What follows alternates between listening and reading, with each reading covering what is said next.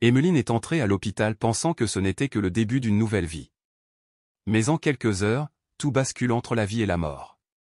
Un miracle qui défie la science. Ce qui s'est passé dans cette pièce a laissé une impression durable sur tous ceux qui en ont été témoins. Avant de continuer, veuillez soutenir notre chaîne en aimant cette vidéo. Maintenant, respirez profondément, laissez un instant le monde extérieur de côté et venez avec moi découvrir cette histoire émouvante. Emmeline et Michel formaient un couple uni par l'amour et la foi, vivant à Lyon, en France.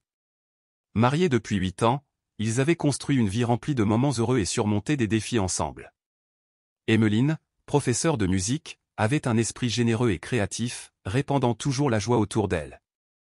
Michel, ingénieur en mécanique, était un homme à la fois pratique et affectueux, trouvant en Emmeline la force d'affronter les épreuves de la vie. Ensemble, ils élèvent leur petit garçon Noah, âgé de 6 ans, qui égaye encore davantage leur foyer. Cependant, le rêve d'Emmeline et Michel d'agrandir leur famille n'a jamais été abandonné.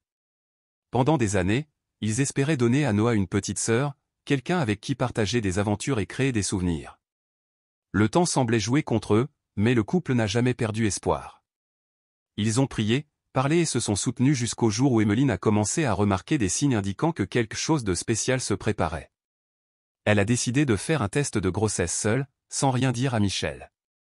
Lorsqu'elle a vu le résultat positif, des larmes de joie lui ont rempli les yeux. « Dieu merci », murmura-t-elle, tenant le test comme le plus précieux des trésors. Ce soir-là, lors du dîner, Emmeline a choisi de révéler la nouvelle d'une manière particulière. Elle plaça une petite paire de chaussons pour bébé à côté de l'assiette de Michel. Il la regarda, d'abord confus pendant quelques secondes, puis comprit, « Emmeline. Nous attendons un autre bébé ?» demanda-t-il avec des yeux brillants. Elle sourit et hocha la tête, et il la serra fort dans ses bras. Noah, remarquant l'émotion, s'est exclamé, « Est-ce que je vais avoir un petit frère ou une petite sœur ?» Emmeline sourit et dit, « Une petite sœur, Noah. » « J'en suis sûr. » La joie envahit la maison. À partir de ce moment-là, Grace, c'est ainsi qu'ils ont décidé de nommer le bébé et est devenu le centre d'attention et de prière de toute la famille. La révélation du sexe du bébé a été l'un des moments les plus émouvants. Emmeline a organisé une petite fête dans le jardin avec des amis et des parents. Des ballons ornaient l'espace et un grand gâteau recouvert de glaçage blanc attendait ce moment spécial. Noah, avec un sourire malicieux, fut chargé de révéler le secret. Lorsqu'il coupa le gâteau, une garniture rose apparut, provoquant des cris de joie parmi les invités. Michel a soulevé Noah sur ses épaules et a dit, « Ta petite sœur arrive, champion. » Emmeline, émue, n'a pu retenir ses larmes de bonheur. Grace était déjà profondément aimée, bien avant sa naissance. Au cours des mois suivants, la famille s'est lancée avec enthousiasme dans les préparatifs de l'arrivée de Grace. L'ancien bureau a été transformé en chambre de bébé, décoré dans des tons doux de lilas et de blanc. Michel consacrait ses week-ends à assembler les meubles tandis qu'Emmeline organisait les vêtements et accessoires avec un soin presque cérémonial. Noah a participé à chaque étape, choisissant un ours en peluche qu'il considérait comme le meilleur cadeau pour sa sœur. L'impatience grandissait à chaque échographie, où tout le monde attendait avec impatience d'entendre les battements de cœur du bébé. Même si la grossesse se déroulait bien, Emmeline ressentait tout de même une légère inquiétude à l'approche de l'accouchement. Elle savait que chaque naissance comportait ses risques. « Tout ira bien », lui dit Michel en la tenant dans ses bras. « Dieu veille sur toi. » Ces mots, prononcés avec tant de conviction, étaient exactement ce dont Emmeline avait besoin pour se rassurer. Noah, avec son innocence habituelle, a également apporté son soutien à sa manière. « Maman, je serai le meilleur grand frère du monde. Je promets de prendre soin de toi, » dit-il en la serrant dans ses bras. Lorsque la date d'accouchement approchait, la maison était remplie d'un mélange d'anxiété et de joie. Chaque détail semblait prêt et l'amour pour la petite Grace rayonnait de tous les coins. Tout en caressant son ventre, Emmeline murmurait chaque jour, « Nous sommes prêts pour toi, ma fille. Tu es notre merveilleux miracle. » Elle ne savait pas que la plus grande épreuve de sa vie était sur le point de commencer. Cela aurait dû être une journée paisible. Mais dès l'aube, Emmeline commence à ressentir des douleurs inhabituelles.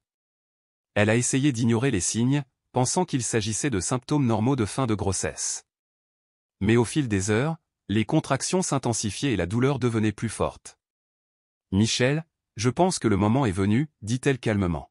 « D'accord, chérie, » répondit-il. Il a rapidement confié leur fils au voisin, puis a aidé Emmeline à monter dans la voiture. Le trajet jusqu'à l'hôpital a été marqué par un silence chargé de tension. Emmeline essayait de contrôler sa respiration pendant que Michel lui tenait la main. Les lumières orange clignotantes éclairaient la route sombre devant nous. « Nous y sommes presque », murmura-t-il. Emmeline a été examinée immédiatement à son arrivée. Les infirmières et les médecins ont commencé à surveiller ses signes vitaux et ceux de Grèce, mais quelque chose ne semblait pas normal. Emmeline ressentit une vague de vertige, des difficultés respiratoires, suivies d'une soudaine faiblesse. Le moniteur à côté du lit a commencé à émettre un bip, signalant une chute soudaine de la tension artérielle. « Que se passe-t-il » demanda Michel avec insistance en tenant la main d'Emmeline. Un médecin a répondu d'un air sérieux, « Nous sommes confrontés à une situation délicate. Nous devons l'emmener pour un examen plus approfondi. » Après une série de tests urgents, le diagnostic a été confirmé, il s'agissait d'une embolie amniotique, une maladie rare et potentiellement mortelle. Du liquide amniotique s'était infiltré dans la circulation sanguine d'Emmeline, provoquant une grave réaction allergique et une défaillance multiviscérale. Michel, qui attendait fébrilement dans le hall, fut appelé pour parler avec le médecin. « Votre femme est dans un état critique. Nous faisons tout notre possible pour la stabiliser, mais la situation est grave », a expliqué le médecin d'un ton ferme mais compatissant. Michel sentit le sol glisser sous ses pieds. « Et le bébé, merci, est-ce qu'elle va bien ?» demanda-t-il, la voix tremblante. « Nous surveillons ses signes vitaux. Pour le moment, elle semble stable, mais notre priorité est de stabiliser Emmeline, a répondu le médecin. Michel retourna lentement vers le hall, l'esprit en ébullition. Il s'effondra sur la première chaise qu'il rencontra. Toute l'équipe médicale a redoublé d'efforts. Les minutes suivantes furent tendues. Les médecins lui ont administré des médicaments pour tenter de stabiliser sa tension artérielle, mais son état a continué à se détériorer. Parfois, son corps semblait céder sous la gravité de la situation, mais l'équipe n'abandonnait pas. Chaque intervention a été réalisée avec précision et urgence tandis que les moniteurs affichaient des signes alarmants. Michel, dans le couloir, regardait la porte de la salle d'examen, les points de suture serrés, le cœur lourd. Il essayait de rester fort, mais chaque minute sans nouvelles lui semblait une éternité. Les infirmières passèrent en courant, lançant des regards compatissants mais sans réponse. L'air devenait plus lourd et le temps semblait se figer. Finalement, un médecin est venu faire le point. « Michel, nous avons réussi à stabiliser temporairement Emmeline, mais la situation reste très délicate. Il faut agir vite pour assurer sa sécurité et celle du bébé. » Michel baissa la tête, les mains tremblantes d'angoisse. « Faites tout ce qu'il faut, » répondit-il, essayant de cacher la peur qui l'envahissait. En salle d'opération, l'équipe se prépare aux prochaines étapes. Le combat pour la vie d'Emmeline ne faisait que commencer. Chaque seconde comptait. Le silence n'a été rompu que par les bips des moniteurs et les brefs ordres des médecins. Emmeline, à demi consciente, semblait à bout de souffle, et pourtant, en pleine crise, une détermination palpable régnait dans la salle. Personne n'abandonnerait, pas tant qu'il y aurait encore de l'espoir. L'accès à la chambre était interdit et Michel restait seul dans le hall, rongé par l'anxiété. Il avait été rapproché le plus possible, mais une barrière physique le séparait d'Emmeline et de son combat pour la vie. Chaque bruit venant de la pièce amplifiait son anxiété. Il serrait ses poings de suture, regardant le sol, cherchant une source de force alors que l'incertitude rongeait son espoir. Après quelques minutes d'immobilité, Michel tomba à genoux, appuyé contre le mur, la tête baissée, les mains jointes. Il commença à murmurer une prière, la voix pleine de désespoir. « Mon Dieu, s'il te plaît. Je sais que je n'ai aucun contrôle sur ce qui se passe là-dedans, mais sauve Méline et Grèce. Elles sont toute ma vie. Je ne peux pas les perdre. » Des larmes coulaient sur ses joues. Il ne savait pas si quelqu'un l'avait entendu, mais c'était tout ce qu'il pouvait faire. Pendant ce temps, la nouvelle de l'état d'Emmeline s'est répandue parmi les proches. Le téléphone de Michel vibrait en permanence, des messages de soutien, des mots d'encouragement. Des chaînes de prière ont été organisées dans les foyers, les églises, même en ligne, implorant un miracle. Les réseaux sociaux étaient remplis de messages de solidarité. Des amis, des étrangers et un réseau invisible de foi et d'amour se sont formés autour de lui. Au bloc opératoire, les médecins ont continué leur combat avec détermination. L'état de Méline reste critique et ses signes vitaux instables. Chaque intervention médicale était une course contre la montre. L'embolie amniotique, rare et traîtresse, avait plongé son corps dans un état de choc impitoyable. L'équipe médicale n'a pas abandonné. Nous devons la stabiliser avant toute intervention ultérieure, a insisté le médecin-chef alors que l'équipe travaillait en parfaite synchronisation, ajustant les médicaments et surveillant chaque réaction. Dans le couloir, Michel ressentait le poids de l'attente comme un fardeau insupportable. Chaque fois qu'une infirmière se précipitait, il se levait dans l'espoir d'avoir des nouvelles. Pourtant, la plupart passaient sans s'arrêter, le laissant encore plus inquiet. Il tomba à genoux et, cette fois, parla à voix haute, sans se soucier de savoir qui pourrait l'entendre. « Je te confie tout, Seigneur. Je te prie juste de me les rapporter. Je ne sais pas comment continuer sans Emmeline. Je ne sais pas comment commencer sans Grâce. » Un groupe de visiteurs de l'hôpital, témoins du désarroi de Michel, s'approche en silence. Ils ne le connaissaient pas mais comprenaient la gravité de la situation. L'un d'eux lui posa la main sur l'épaule et lui dit « Mon fils, tu n'es pas seul. Nous prierons avec toi. » Ainsi, au milieu de la salle, un petit groupe s'est formé. Il semblait vaciller sous le poids de l'épreuve, mais il y avait de petites réponses, de petits gestes qui nourrissaient l'espoir. « Elle se bat », a déclaré une infirmière en réglant le moniteur. « On ne peut pas abandonner maintenant. Emmeline, tu as toujours été forte. Reviens vers nous. » L'attente a continué. Mais malgré la fatigue, Michel refusait de bouger. À chaque seconde qui passait, il ressentait la solidarité de tous ceux qui priaient pour sa famille, que ce soit à l'hôpital ou ailleurs. C'était un rappel que même dans le désespoir, l'amour et la foi peuvent soutenir un homme. Dans la salle d'opération, les médecins se préparaient à l'étape suivante, la plus difficile, stabiliser Méline et poursuivre le traitement intensif. Tout le monde savait que chaque décision était cruciale. Dehors, Michel restait en prière. Pendant ce temps, l'équipe médicale multiplie les manœuvres pour tenter de stabiliser Emmeline. Malgré tous leurs efforts, la situation semblait devenir incontrôlable. Le moniteur cardiaque émettait des alertes de plus en plus alarmantes et l'équipe réalisa qu'elle était en train de la perdre. Dans un ultime acte de désespoir, les médecins ont tenté une dernière fois de le réanimer. Mais après plusieurs minutes de silence absolu sur l'écran, l'inévitable s'est prononcé. Heure du décès, 22h47, annonça le médecin-chef d'un ton lourd. L'équipe, épuisée et profondément émue, a regardé le corps inerte de Méline. C'était une perte que personne dans cette salle n'était prêt à accepter. Dehors, Michel attendait, toujours inconscient de la gravité de la situation. Il a continué à prier, murmurant des paroles mêlées d'espoir et de désespoir. Son lien avec Emmeline était si profond qu'il sentait que quelque chose n'allait pas, mais il refusait de croire au pire. Chaque seconde semblait une éternité, et le manque d'informations ne faisait qu'aggraver son anxiété. Pendant ce temps, les médecins ont réorienté leurs efforts pour sauver Grâce. La césarienne d'urgence a dû être pratiquée, même si Emmeline n'était plus en vie. Les mains expérimentées de l'équipe ont travaillé avec précision et urgence, sachant que cette petite vie dépendait désormais entièrement d'elle. L'atmosphère était lourde de tristesse mais aussi de détermination. Dans la salle d'opération, les minutes s'éternisaient alors que les médecins se préparaient à accoucher de Grâce. Dehors, Michel commençait à ressentir une pression grandissante dans sa poitrine. Il leva les yeux vers le ciel à travers la fenêtre. Dans le couloir, il murmura « S'il te plaît, Seigneur, ramène-moi mes filles, ne les abandonne pas ». Les interventions médicales se sont poursuivies à un rythme fébrile. Chaque geste était réalisé avec une extrême attention car la moindre erreur pouvait compromettre la vie du bébé.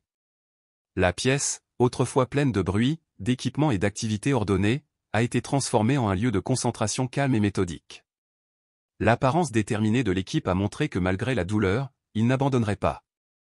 Pendant ce temps, Michel tenait toujours le pendentif qu'Emmeline portait constamment, cadeau qu'elle avait reçu le jour de leur mariage.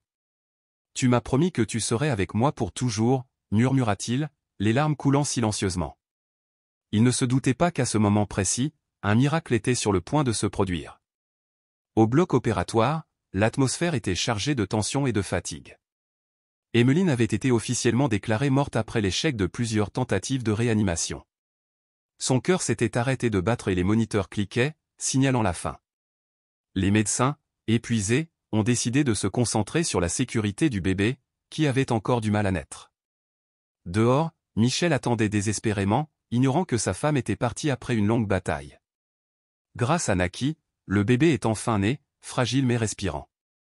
Le bébé pleurait doucement, apportant une lueur d'espoir dans un environnement rempli de deuil.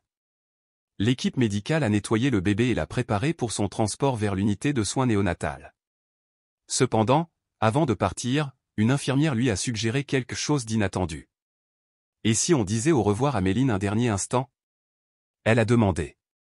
Cela pourrait être un geste symbolique pour la famille. Les médecins, les yeux remplis de larmes, hésitent mais acceptent. Grace était délicatement posée sur la poitrine de Méline, toujours sans vie. Le contact du bébé pressant instinctivement son corps a produit une scène déchirante. Le petit cri de miséricorde résonnait dans la chambre tandis que les larmes coulaient des yeux des infirmières. C'était un moment que personne n'oublierait jamais. Puis quelque chose d'inexplicable s'est produit. Le moniteur qui avait été éteint a recommencé à émettre un léger bip, suivi d'un autre. Les médecins se figèrent, le regardant avec incrédulité. Elle réagit, murmura l'un des médecins tandis que d'autres couraient pour vérifier les signes vitaux. Le cœur de Méline, qui s'était arrêté quelques minutes plus tôt, battait à nouveau. C'est impossible, a murmuré l'un des médecins tandis que d'autres couraient pour vérifier les signes vitaux. Elle réagissait. Grace, toujours blottie contre la poitrine de sa mère, semblait apporter une nouvelle énergie dans la pièce. Emmeline commença à respirer légèrement, mais suffisamment pour que les médecins puissent commencer une nouvelle intervention. La pièce qui quelques instants auparavant avait été un lieu de perte transformée en un espace de joie euphorique. Continuez les stimulations, a ordonné le chef d'équipe alors que l'équipe travaillait avec une détermination renouvelée. Dehors, Michel fut informé du changement.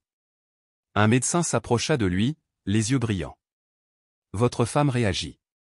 Je ne sais pas comment l'expliquer, mais son cœur a recommencé à battre. Nous sommes en train de la stabiliser maintenant. Michel tomba à genoux, les mains jointes. Les médecins poursuivirent leur travail rapide. Emmeline a commencé à montrer des signes plus forts et les moniteurs ont indiqué une amélioration progressive. Grace a été emmenée à l'unité néonatale. Mais avant cela, un médecin a commenté « Je n'ai jamais vu cela.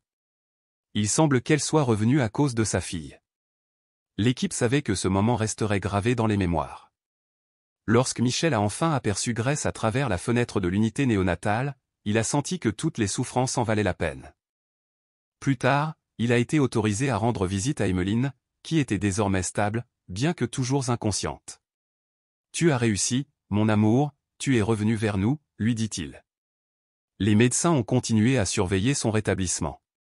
Michel, qui avait vécu des montagnes russes d'émotions, a ressenti le plus grand soulagement de sa vie lorsqu'il a appris que sa femme était en vie et montrait des signes d'amélioration.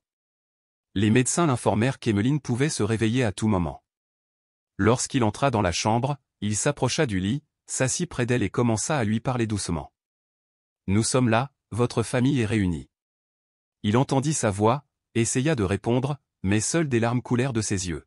« Tu es revenu parmi nous, » murmura Michel, la voix étranglée alors qu'il plaçait doucement Grace dans ses bras. Emmeline a regardé la petite fille et à ce moment-là, toute la souffrance a semblé disparaître. Elle la tenait avec une douceur presque sacrée, examinant chaque détail de son visage. « Bonjour, ma petite guerrière, » dit Emmeline, les larmes continuant de couler. Grace, sentant la chaleur et l'amour de sa mère, ouvrit les yeux un instant avant de se rendormir paisiblement. Michel observait la scène, le cœur rempli de gratitude. Noah, qui avait été amené à l'hôpital par un ami de la famille, est entré dans la chambre peu de temps après. « Maman » cria-t-il en courant vers le lit. Il serra Emmeline dans ses bras avec force, laissant échapper des larmes de soulagement. « Je savais que tu reviendrais, maman, » dit-il en souriant à travers ses sanglots. Emmeline le serra d'un bras, tout en berçant doucement Grace de l'autre.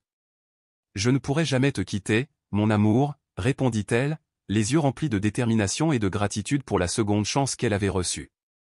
Les jours suivants furent remplis de rétablissement et d'espoir. Même si elle nécessitait toujours des soins intensifs, Emmeline montrait des signes d'amélioration continue.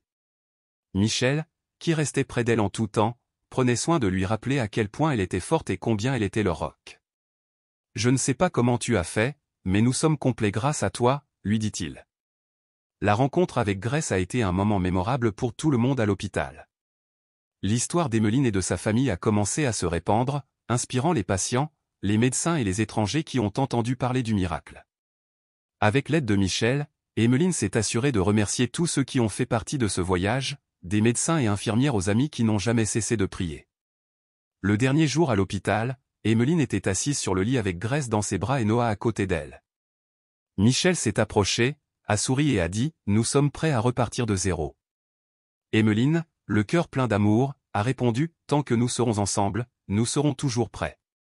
Le retour à la maison marque le début d'une nouvelle étape pour la famille. Chaque pas d'Emmeline, bien qu'encore fragile, était la preuve que l'amour et la foi étaient plus forts que toute adversité. Michel, toujours à ses côtés, partageait les responsabilités, s'occupait de Grace, jouait avec Noah et s'assurait qu'Emmeline avait tout ce dont elle avait besoin pour se rétablir complètement. La maison, autrefois silencieuse et remplie d'incertitudes, était désormais remplie de rires, de bébés qui pleuraient et du sang d'une famille en train de se reconstruire. Les jours de convalescence ont été difficiles, mais chaque petite victoire a été célébrée. Emmeline, qui pouvait à peine se lever auparavant, était désormais capable de tenir Grace dans ses bras tout en se promenant dans le jardin. « Vous m'avez donné une autre chance, merci », dit-elle en regardant Grace, qui répondit par des éclats de rire innocents. Michel, qui regardait de loin, se sentait de plus en plus reconnaissant de retrouver sa famille au complet. L'histoire d'Emmeline s'est rapidement fait connaître au-delà de sa famille et de ses amis. Les personnes qui ont suivi son combat, tant à l'hôpital que sur les réseaux sociaux, l'ont vu comme un exemple de résilience et de dépassement.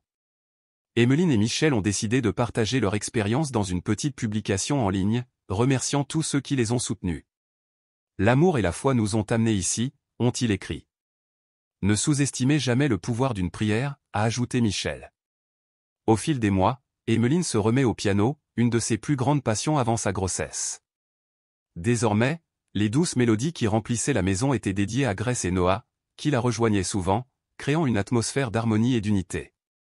Le piano est devenu un symbole de sa guérison, un écho d'espoir reflétant l'esprit renouvelé de la famille. Le jour du premier anniversaire de Grace, la famille a organisé une petite fête avec des amis proches et des voisins. Michel a prononcé un discours émouvant, tenant Emmeline par la main pendant que Grace dormait dans ses bras.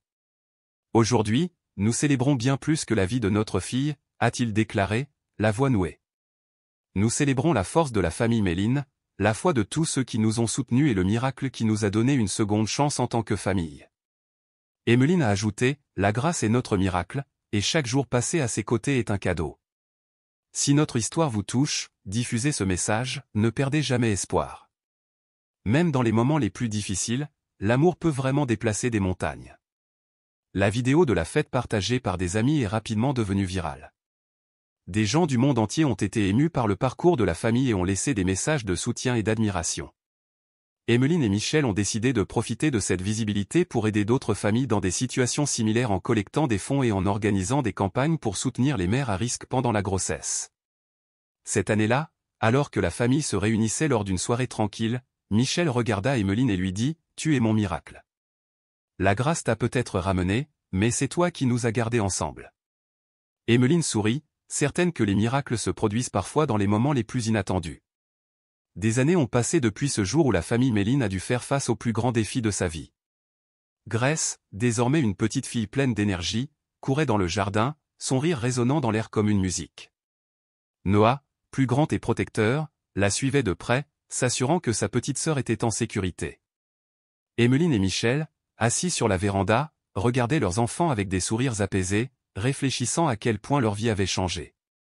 L'impact de ce moment miraculeux n'a jamais été oublié. Emmeline, qui s'était autrefois battue pour sa propre vie, était désormais l'incarnation de la force et de la résilience. Sa santé avait été complètement rétablie et elle veillait à célébrer chaque petit détail de la vie. La fin de soirée était consacrée au piano, avec Grace et Noah qui l'accompagnaient. Les mélodies émouvantes rappelaient tout ce que la famille avait surmonté. Un après-midi particulier, Grace a sauté dans les bras d'Emmeline et lui a demandé « Maman, tu dis toujours que je suis ton miracle. Pourquoi ?» Emmeline a regardé sa fille dans les yeux et a ressenti une vague d'émotion. « Parce que, ma chérie, tu as apporté de la lumière dans un moment d'obscurité. L'idée de continuer alors que je pensais que je n'en serais pas capable. »« C'est toi, Victoria, » a répondu Emmeline. Grace lui sourit et l'embrassa tendrement, comme si, dans son innocence, elle comprenait la profondeur des paroles de sa mère. L'histoire de la famille Méline continue d'inspirer de nombreuses personnes. Emmeline recevait fréquemment des lettres et des messages de personnes qui avaient trouvé l'espoir au cours de son parcours. Elle et Michel ont décidé d'écrire ensemble un livre intitulé La grâce au cœur de la tempête, dans lequel ils ont raconté leur expérience et la force qu'ils ont trouvée dans l'amour et la foi. Le livre racontait non seulement leur histoire, mais servait également à collecter des fonds pour soutenir les familles confrontées à des défis médicaux similaires. Pour le 5e anniversaire de Grace, la famille a organisé une fête dans le même jardin où, des années plus tôt, elle avait révélé qu'elle était sur la voie du rétablissement. Amis et proches se sont réunis pour célébrer non seulement la vie de Grace mais aussi le miracle qui avait uni si profondément la famille. Lors de son discours, Michel a pris Emmeline par la main et a déclaré « Aujourd'hui, nous célébrons la vie de Grace, mais nous célébrons aussi l'amour qui nous a unis. Nous sommes la preuve que même dans les moments les plus difficiles, l'amour triomphe toujours. » Emmeline a ajouté « Et nous n'y serions pas parvenus sans vous tous. Votre foi, vos prières et votre soutien nous ont montré que les miracles se produisent lorsque nous n'abandonnons pas ce que nous aimons. » Pendant que les invités portaient un toast, Grace a couru vers sa mère, lui a pris la main et lui a demandé « Je suis ta Victoria, n'est-ce pas, maman ?» Avec un sourire malicieux. Emmeline s'assit à côté d'elle, l'embrassa sur le front et répondit « Oui, mon amour, et ce sera toujours le cas. » Alors que le soleil se couchait, colorant le ciel d'une teinte dorée, comme si la nature elle-même célébrait ce moment, la vie n'était pas toujours parfaite. Mais pour la famille Méline, c'était exactement ce qu'il était censé être, plein d'amour, de gratitude et d'espoir. Ils savaient que tant qu'ils restaient ensemble, ils pourraient tout affronter. Ainsi, dans la douce lumière du crépuscule, ils continuèrent leur voyage, sachant que chaque jour était une nouvelle occasion de rendre grâce pour le miracle qu'ils avaient reçu. Le son du piano remplissait la maison, tandis que Grace, maintenant une fille de 12 ans, touchait délicatement les touches, accompagnée des éclats de rire de Noah et d'Emily, la plus jeune de la famille, qui essayait de jouer avec un xylophone pour enfants, créant un mélange sonore qui faisait rire Michel pendant qu'il préparait de la limonade dans la cuisine. Assise dans le fauteuil, Emmeline observait la scène avec un sourire serein, réfléchissant au chemin parcouru. Les années avaient transformé la famille en une véritable forteresse. Grace, la petite fille qui avait un jour redonné vie à Emmeline, a grandi avec un esprit déterminé et un cœur généreux. « Maman, je veux aider les gens comme ils nous ont aidés », disait-elle souvent, les yeux brillants, inspirée par l'histoire qu'elle entendait depuis son enfance. Grace a décidé d'organiser un événement caritatif dans son école afin de récolter des fonds pour les familles vivant des situations similaires. Lors de l'événement, qui a connu un grand succès, Grace a surpris tout le monde en montant sur scène et en racontant son histoire. « Ma mère m'a toujours dit que j'étais un miracle », commença-t-elle en regardant la salle pleine. Mais en réalité, le miracle, c'est nous tous lorsque nous nous unissons dans l'amour et le soutien pour aider ceux qui en ont besoin. Son discours émouvant a profondément touché l'auditoire, et Emmeline et Michel dans l'assistance n'ont pu retenir leurs larmes. Noah, désormais un jeune homme confiant, a tout filmé pour que ce moment reste à jamais gravé dans les mémoires. Dans les moments plus calmes, la famille aimait encore se réunir dans le jardin, où Noah jouait avec Emily pendant que Grace lisait des livres de médecine. Elle rêvait de devenir médecin un jour, inspirée par l'équipe qui s'est battue pour sauver sa mère. Un jour, ce sera moi qui aiderai d'autres familles, dit-elle, pleine de détermination. Alors que le soleil se couchait, peignant le ciel de teintes dorées et violettes, Emmeline regarda Michel, Grace et Emily près de Noah et ressentit une paix qu'elle n'aurait jamais imaginée possible. « Nos vies ont été façonnées par des défis », a-t-elle déclaré. Mais ici aujourd'hui, nous souhaitons vous remercier de vous joindre à nous dans ce voyage émotionnel. Nous espérons que cette histoire a touché votre cœur et vous a apporté un message d'amour et d'espoir. Maintenant, nous vous invitons à continuer avec nous. Prenez une tasse de thé et explorez d'autres histoires réconfortantes sur notre chaîne. Elles sont également créées pour réchauffer votre âme et apporter un peu de paix à votre journée. Parce qu'en fin de compte, ce qui compte vraiment, c'est l'amour et la gentillesse que nous laissons dans le monde. Merci d'être ici. Que Dieu vous bénisse, vous et votre famille, aujourd'hui et toujours. Cliquez sur les histoires qui apparaissent à l'écran maintenant. Détendez-vous, profitez-en et laissez ces histoires toucher votre cœur.